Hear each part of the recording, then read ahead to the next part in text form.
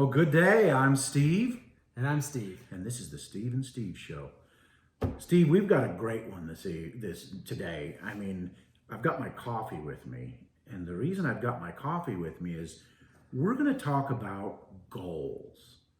I mean, everybody has goals, right? Or maybe they have dreams, but how often do they really put those goals into something that is not only actionable, but, well, they actually achieve them? Well, it's probably limited. But what are we doing with your coffee? I'm going to drink it. I'm going to. Okay. Well, you did make a nice. And what did you call this? This is a latte. It's got sugar-free vanilla in it, and espresso, and half and half. It's good, right? It is good. That'll wake us up. I'm a black coffee drinker myself, so this would be something different. This is a special cup of coffee for a special evening. That's right. So, goals. There's something that is that everybody wants to do at the beginning of the year. Goals, right? And there's this big influx of mind share and people saying, "Here, go get your goals done. Let me lose weight, etc." But what about what they actually do at New Year's time is have New Year's resolutions, right? And those are verbally declared. I want to do this. I want to lose weight. I'm gonna eat better, right? I'd like to. I wish I could. And there's a lot of people right now.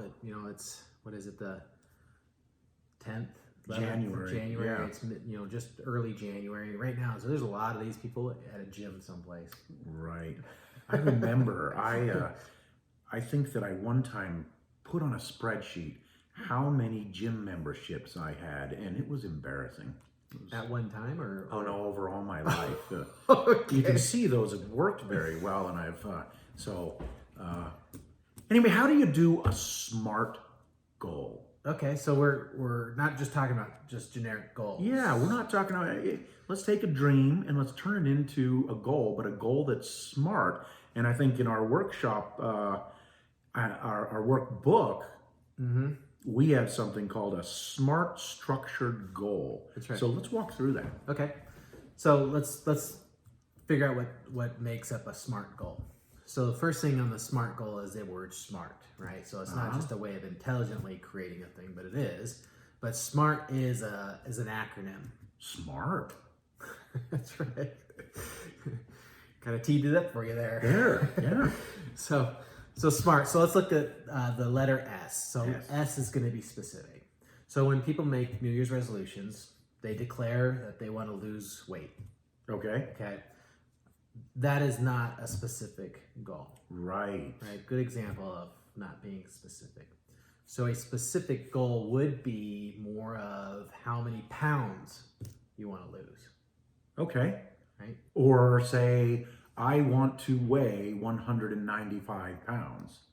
Yep. So kind of transforming a goal. So if we let's just start with, I want to lose 10 pounds. Okay. Right. All right. But it's hard to measure what 10 pounds is if you have no baseline. Gotcha. Right. Something to measure. And that gets into the letter M, measurable. So being specific and then measurable. So now if we look at the goal you just stated of going, I want to weigh, how much did you want? I'm 195. You want to weigh 195. So that is a goal as well. I'm going to hit it. So hopefully you weigh, in this example, you want to weigh less than what you would do today, right? That would be less. If I had that goal, I would be going out and getting some pizza right now. Yeah, I would go get some. No, I'm not going to eat the pizza. Okay. Yes, it would be quite a bit less. I would look like a lean, mean fighting machine here. Okay. So with it being 195, we can go to a scale and determine if you hit that goal or not. Okay. Right? With 10 pounds, you would have to, if you said you want to lose 10 pounds, we'd have to record that of where you're at, and then say, okay, and then we eventually get to the measurable part saying you want to lose 195. Gotcha. So I'm tracking. So as opposed to having that kind of arbitrary 10 pounds in there. When you say something like I did, 195, you're going to go right to that scale and you're going to know where you are at any time Right. getting to that 195. Right. Okay. You don't have to worry about at the end of the year saying you wanted to lose 10 pounds and having 15 to go. I've heard about that. Yeah, that was one of those memes I saw this last winter. So, next letter is A. A. What does A stand for? A stands for achievable. Okay. So, given where you're at today, do you believe 195 is achievable? I do believe it's achievable. Okay, so that's a good litmus test to see if it's achievable, right? Now, what if you didn't believe 195 was achievable? I'd be probably lying to myself.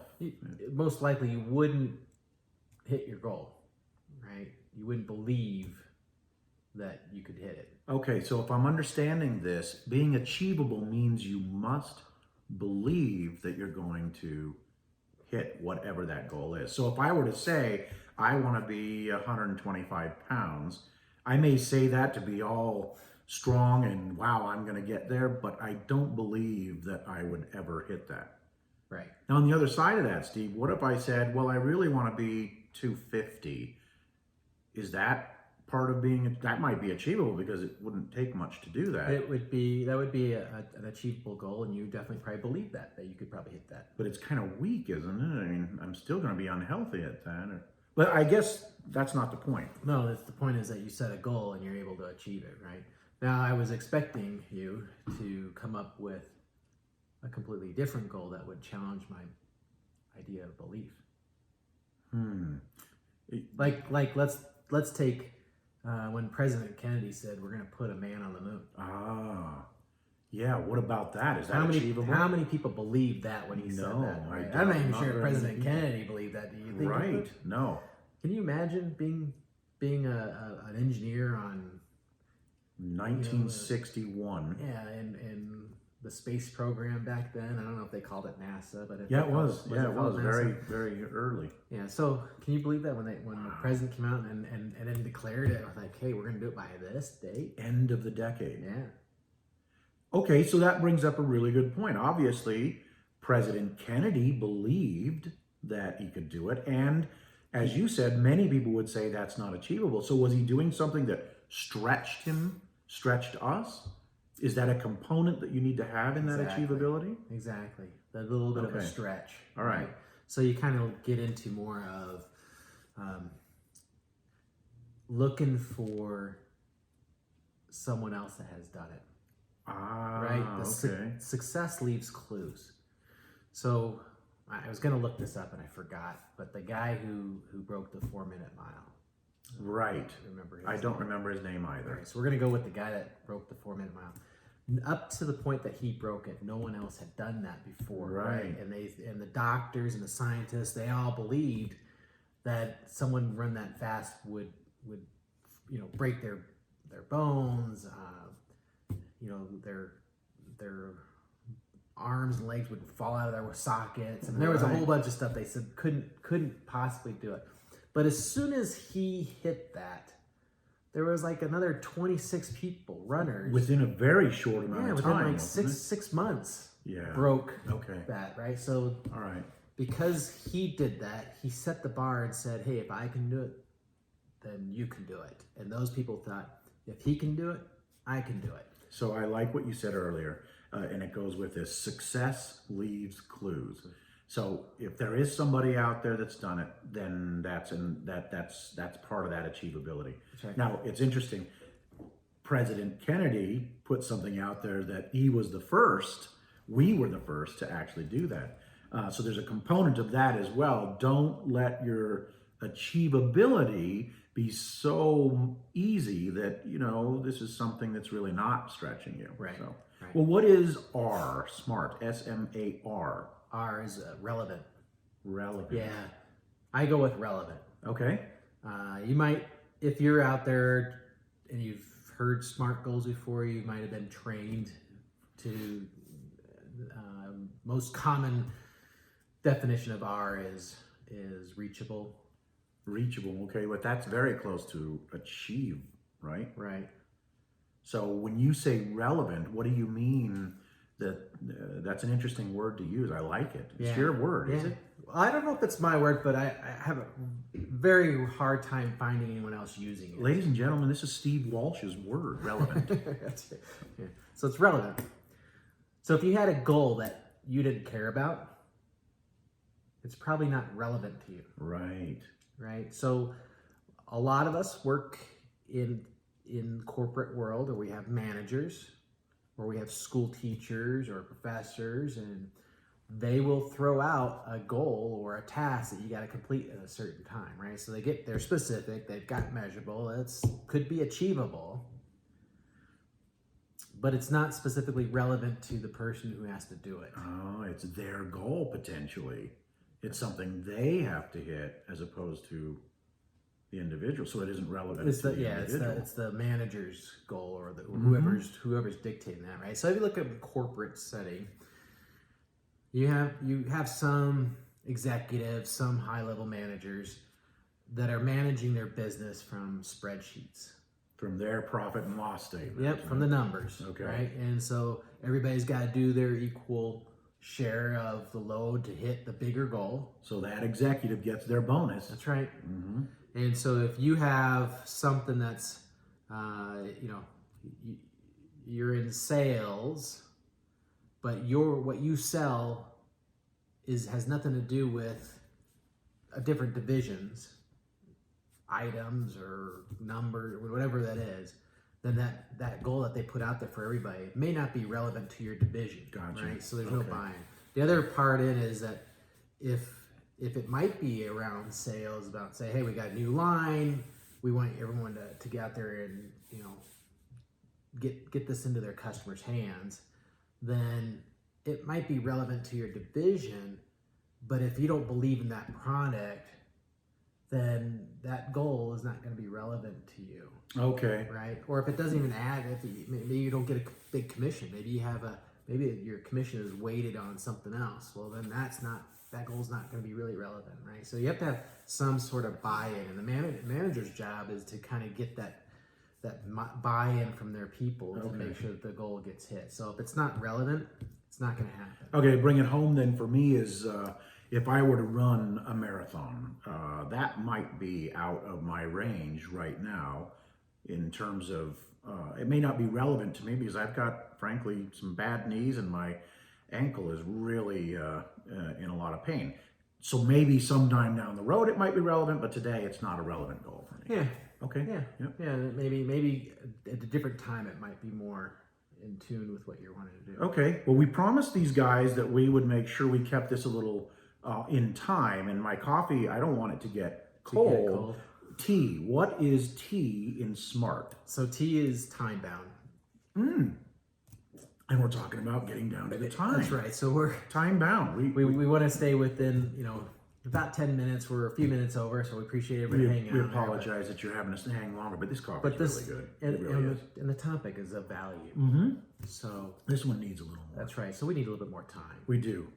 Well, let's rip through T though. Time bound. So time bound is setting that time limit or the time deadline, right? Okay. So instead of just saying I want to go lose weight, I want to weigh 195. Well, tell me when you're going to do it. Got it. Okay. I see myself, Steve Wastenberg, on December 31st, weighing in at 195 pounds and high-fiving my wife. Well, it has to be my wife because, let's just leave it at that. All right, we'll leave it at that. And that sounds like a very doable, reachable, or achievable goal. It has SMART. Specifics, it's measurable, it's achievable, it's relevant to you, right? If you don't go and do this, you could be... Like die. Yeah, that's... No, it's true. You could just put, We should just order the coffin.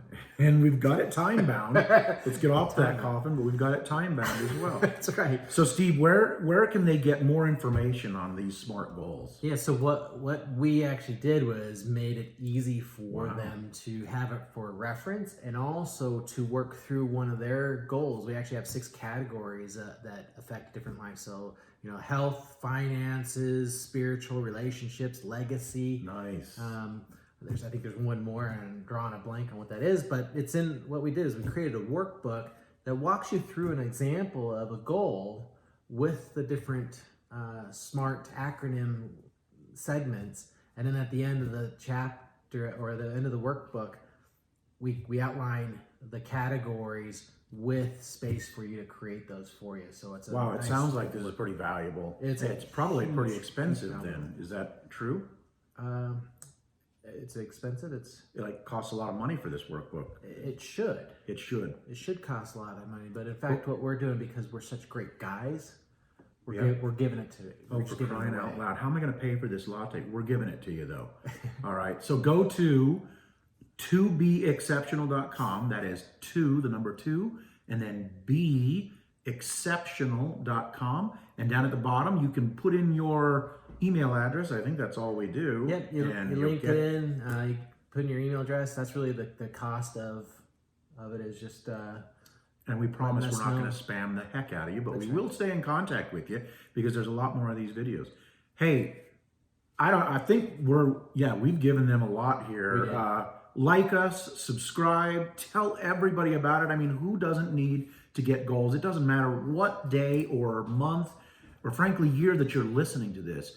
Everybody needs to put together goals, and most people just put together kind of a dream and never do anything with it. It just stays a dream. That's right. So get your SMART goal in, get going, and cheers. We'll see you next time. All right.